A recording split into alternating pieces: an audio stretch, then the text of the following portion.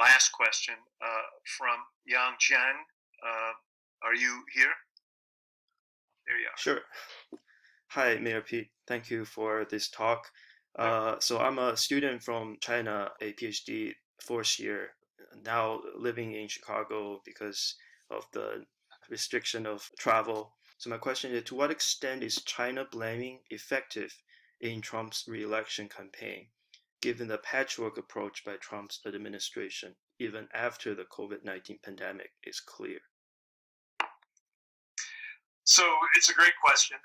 It's clear that the president has always been a specialist in allocating blame.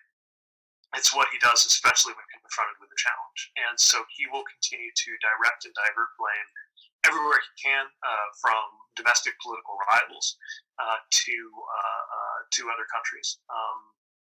Now, it may also be the case, in fact, I believe it is the case, that fault can be found with many elements of the approach in China to dealing with this challenge.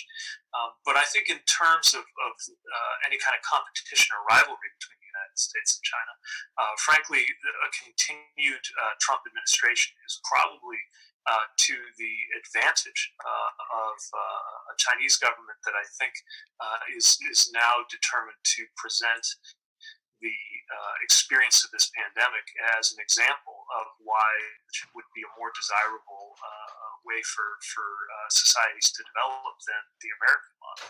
I don't want to read too much into or assume that these two countries are always going to be at odds, but I do think that the more unsteady the American response looks, the more that affects the credibility of arrangements and institutions that to me are still the ones we should be defending on the global stage, from democracy to partially decentralized government.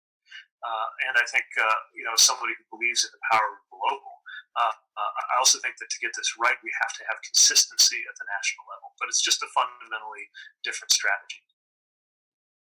This kind of contest over approaches could be a healthy one. It's not healthy right now, especially when you have the president calling it a Chinese virus, which, of course, first of all, doesn't make sense, and the viruses don't have a nationality, but also carries a lot of racist attachments that here in the United States. Also, not helpful to make it seem as though the World Health Organization is illegitimate. Because it was maybe too responsive to the Chinese government's account of what was going on, when our president himself was praising the transparency of the government of China in some of his early tweets and comments. So, look, we're going to continue to see a lot of noise coming from this White House. We're going to see, I think, some questionable assertions made from the other side of the Pacific, including the circulation of conspiracy theories about the United States' role in the virus spreading.